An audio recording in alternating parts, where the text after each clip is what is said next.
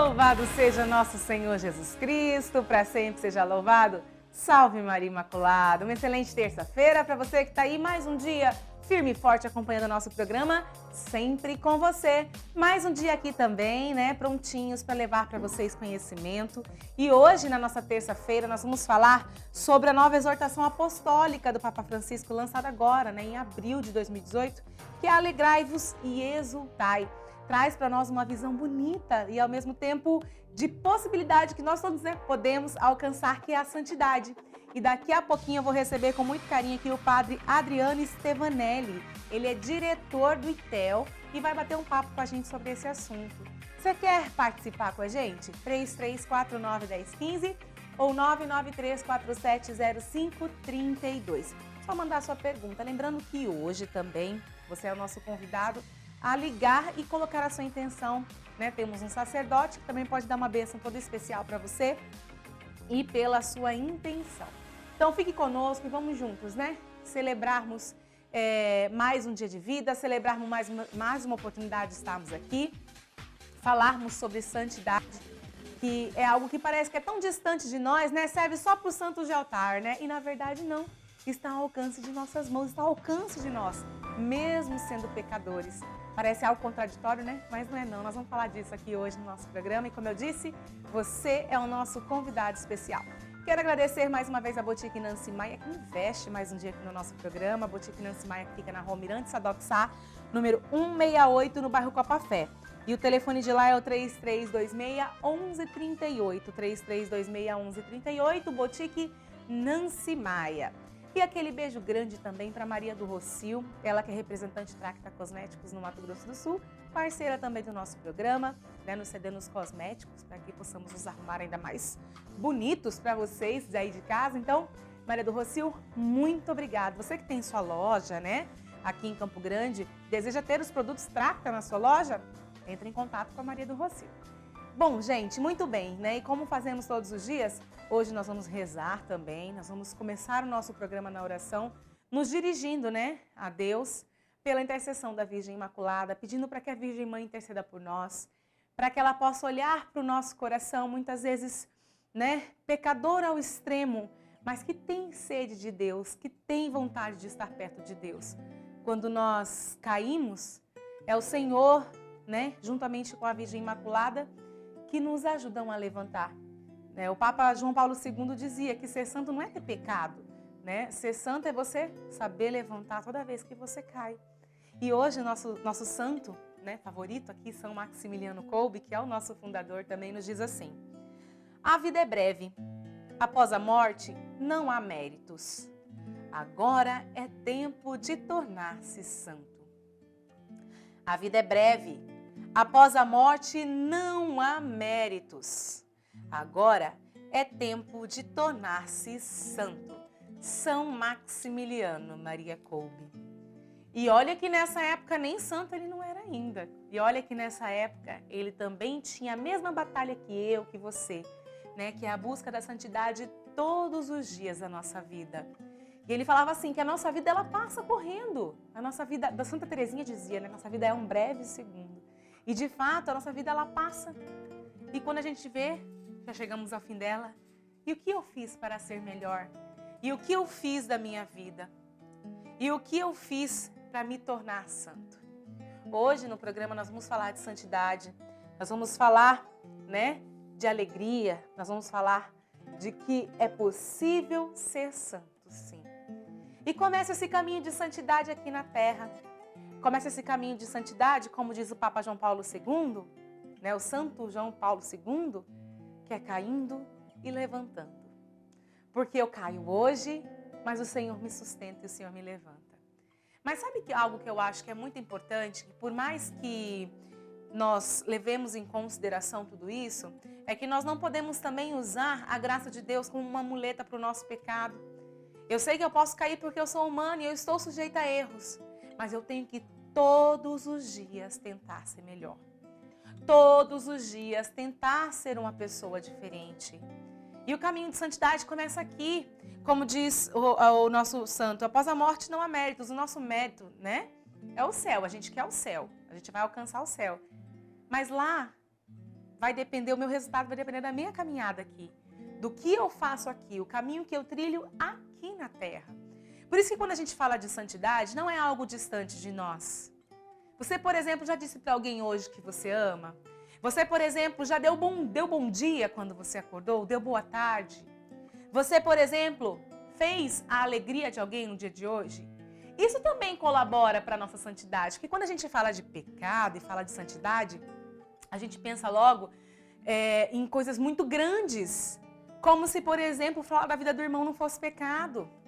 Como se, por exemplo, chegar de mau humor e tratar mal as pessoas também não fosse pecado. Também não fosse me afastar do meu caminho de santidade. Inclusive, esse documento fala disso. Né? Esse documento que nós vamos falar hoje, a Nova Exortação Apostólica, fala, alegrai-vos e exultai. Fala que o caminho de santidade também é esse, é fazer o bem para o outro, é amar o outro, é trazer Jesus para o outro. E não significa que nós vamos ser santo de altar aqui, não. Temos a possibilidade, sabia que você pode ser Santa Maria, seu Hélio, eu falei com o seu Hélio hoje, Santo Hélio, já pensou, gente? Para nós é possível, a possibilidade ela existe. Basta que nós trilhemos o caminho aqui. Os santos que nós temos, por exemplo, eles foram sempre perfeitos? Eles foram perfeitos? Não, nós temos histórias de santos que a gente fala, como que ele conseguiu ser santo? Mas ele trilhou, porque ele caía e ele levantava. E quando ele se decidiu, ele teve uma proposta de vida muito séria diante de Deus. E isso também é propósito para nós. Eu acho tão bonito isso, porque ao mesmo tempo que o Senhor nos mostra, né, a nossa humanidade, esse amor filial com Deus também prova para nós que nós podemos também ser santos, que nós podemos também ter o divino dentro de nós. E isso me deixa profundamente agradecida a Deus. Que você possa também ser agradecida a Deus. Que você possa aqui na terra entender que a sua vida é breve e que agora é a hora de tornar-se santo, agora é a hora de decidir ser santo, ser melhor. Trilhar esse caminho aqui na terra para juntos alcançarmos o céu. Eu tenho certeza que quando eu chegar lá no céu eu vou encontrar com ela, com a Virgem Mãe, e ela vai estar me recebendo lá na porta. E ela vai falar assim, né, que nós esperamos. Eu acompanhei a sua tentativa do seu caminho de santidade lá na terra. E que nós possamos dar as mãos para ela de fato e juntos caminharmos, trilhando esse caminho de santidade. Ó Maria concebida sem pecado, rogai por nós que recorremos a vós e por todos quantos não recorrem a vós, especialmente pelos inimigos da Santa Igreja e por todos quantos são a vós recomendados. São Maximiliano Maria Kolbe, rogai por nós. Imaculada Conceição, rogai por nós. Amém, gente. Louvado seja Deus, né? Porque santidade não é algo distante de nós. Gente, eu fico muito feliz, porque prova como Deus me ama, como Deus me proporciona, né? A alegria a tristeza de cair, mas a alegria de ter em quem me apoiar para levantar. E assim a gente vai trilhando. Eu espero te ajudar no teu caminho de santidade, porque cada um de vocês também que rezam por mim, me ajudam no meu aqui. E para falar sobre, né, a Nova Exortação Apostólica, alegrai-vos e exultai, recebo com muito carinho aqui o Padre Adriano Stevanelli. Pode entrar aqui, diretor de ITEL. Padre, sua bênção. Deus abençoe. Prazer te receber. Vamos sentar. Falarmos um pouco dessa Nova Exortação Apostólica. Aliás, Papa Francisco tem uma delicadeza, né, para escrever. Bem-vindo. Muito obrigado, Antonielli, por essa oportunidade, saudando também aqueles que nos acompanham. De fato, é um documento papal, é sempre um grande dom, né? E desde que Papa Francisco assumiu, digamos, o comando da Igreja, nesse momento histórico da nossa vida, a escolha já do nome dele, Francisco, nos remete já àquele Francisco de Assis que ouviu o chamado de Deus e pediu: reconstrói a minha igreja. E todo o movimento de vida deste pontificado é exatamente em reconstruir a ideia de reformar a igreja. O que significa reformar-nos? É nos fazer voltar ao Evangelho, nos fazer voltar a Deus, para que a igreja seja reflexo mais claro, mais lúcido, né? E brilhe para o mundo como um testemunho de santidade. Então eu vejo que todo o pontificado de Papa Francisco é um chamado. Ele vive exortando o clero, puxando a orelha dos dos padres, de todo mundo. Então a vida dele é um apelo à santidade, nos desafia tanto, a todos nós cristãos, mas também a toda a igreja. E agora eu diria que esse documento é uma consequência quase que natural, né, desse pontificado que tantos desafios e tanta mudança pede a nós cristãos, exatamente para podermos corresponder àquilo que é o chamado de Deus no hoje da nossa vida. Haja vista que o documento diz o chamado à santidade no mundo atual, quer dizer, fazer ressoar, ele coloca já no início, né, que o objetivo desse documento é fazer ressoar mais uma vez o chamado à santidade. Exatamente por aquele motivo que você colocava no início, parece que o chamado à santidade pode parecer como algo fora do tempo, e é exatamente o chamado a nos realizarmos plenamente como seres humanos, como cristãos, e o projeto de Deus em cada tempo é chamado a viver e a desenvolver e levar à plenitude todo esse projeto divino. Eu acho muito bonito do Papa Francisco, da forma com que ele chama atenção, mas ao mesmo tempo ele pratica esse amor, né? Esse amor que faz a gente olhar, por exemplo, ler um documento dele, Laudato Si, né? O Amoris Laetitia, a gente lê e fala assim, que forma bonita de dizer que eu sou capaz, porque ao mesmo tempo que ele faz uma exortação apostólica, ele prova pra gente que a gente é capaz daquilo. Exatamente, a sua linguagem é muito acessível. Eu digo sempre, né, para os estudantes também. Papa Francisco, mesmo que não tivesse escrito ou dito nada, ele já é uma mensagem. Você percebe pelos gestos, pela tentativa de mostrar-se muito próximo, né, desde que foi eleito, pedindo a oração para o povo. É um Papa que se inclina para receber a oração. Eu estava lá nesse momento na Praça São Pedro. Olha que maravilha! O segundo silêncio, assim, eu digo que é um silêncio ensurdecedor, porque você não ouvia, acho que se caísse uma agulha no chão, todo mundo ouviria aquela multidão. Por quê? É um Papa que se inclina para pedir a oração do povo, de toda a multidão presente na Praça São Pedro. Então se percebe exatamente no documento, ele começa falando dos santos, né, da porta ao lado, nossos vizinhos, e citando que muitas vezes os santos estão presentes nas nossas famílias, são nossos vizinhos. Ele cita a mãe, a avó. Quanta importância às vezes teve uma avó na nossa vida de fé, no nosso caminho de santificação. Então realmente Papa Francisco, ao nos trazer mais próximos, digamos, desta possibilidade, nos desafia de certo modo a nos sentirmos mais envolvidos por esse movimento da santidade. E aí é onde a gente se sente interpelado pessoalmente. Né? É verdade.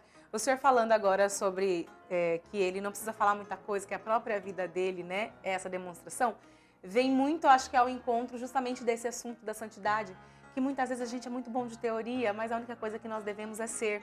Né? Eu gosto muito de uma frase, se eu não me engano, é de São Francisco de Assis, que ele fala assim, né, que as pessoas, elas podem ler, mas talvez o único evangelho que elas leiam seja a nossa vida, aquilo que a gente faz. Né? E isso é extremamente profundo. E eu acho que vem muito ao encontro da questão desse tema santidade, né? Exatamente, porque a santidade é um testemunho de fé onde se encontram palavras e a vida, a fé e a vida. E a gente percebe isso na vida de Papa Francisco, né?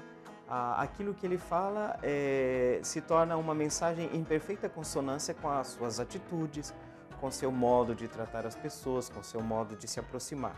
Então eu diria que este documento, digamos, esta exortação apostólica, é uma tentativa do Papa exatamente de nos colocar todos neste grande movimento e todos nos envolvermos, digamos, nesse grande processo, nesse grande caminho de santificação como povo, como igreja.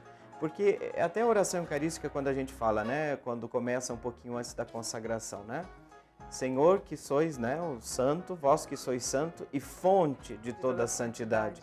Então, exatamente, o Papa nos convida a colocarmos Deus no centro e entender o caminho da santidade exatamente de um caminho com Deus, né? De colocarmos na presença dele e vivermos desta santidade que ele nos dá. Agora, padre, o tema da exortação é alegrai-vos e exultai, né? E aí vem falar de santidade, o que tem a ver, né? Alegrai-vos e exultai e falar de santidade? Pois é. Alegrai-vos e exultai, assim como o Papa Francisco diz que o Evangelho é uma boa nova, é uma boa notícia. Qual é a boa notícia, né, deste documento Gaudete et Exsultate? Exatamente, a boa notícia é que a santidade, ao contrário do que muitas vezes nós pensamos, e uma certa interpretação da veneração dos santos, que os afastaram muito da nossa vida cotidiana. E muitas vezes esquecemos esta humanidade dos santos. É esta humanidade que se torna a porta, a ponte, para que possamos nos identificar. Porque qual é a verdadeira devoção aos santos? É a imitação. Mas quando eu coloco esse santo muito distante de mim, para usar um termo que você usou de maneira muito apropriada no início, né, de altar, né, exatamente qual é o problema. Eu idealizo de tal modo que eu torna-se impermeável para mim, de certa forma, a relação com ele. Ele está distante, não fazendo parte da minha vida, isso não me interpela. Isso é como se eu jogasse nas costas do santo, através da sua intercessão, uma responsabilidade que às vezes é minha. Eu digo sempre, Deus não fará por nós aquilo que nós temos que fazer. Então, no momento em que Papa Francisco diz que o pai, que faz de tudo para trazer o pão para a casa dos seus filhos, que os doentes, que aquelas irmãs religiosas idosas, doentes, continuam sorrindo, dando um testemunho, que aquela mãe que foi abandonada pelo marido e está ali criando sozinha seus filhos, quer dizer, nesse caminho cotidiano, nós encontramos inúmeros reflexos da santidade de Deus. Esta é a grande boa notícia. E eu acho até que o céu a gente teria que repensar. Pensamos o céu cheio de santos, mas o que é o santo? Eu digo que o céu está repleto de pecadores perdoados. Mais do que dizer que é santo. E aí a gente se sente incluído, né? Esta é a boa notícia. Alegrai-vos e exultai. Este caminho de santidade é para todos nós. Para todos nós. Isso eu falei no começo, o senhor falando agora, né? Isso me dá um alívio. Exatamente. É um alívio muito grande, né? Por saber que eu posso sim pertencer ao céu, né? Que eu posso também ser santo. Eu falo de santo de altar e eu falo que é a mais pura verdade.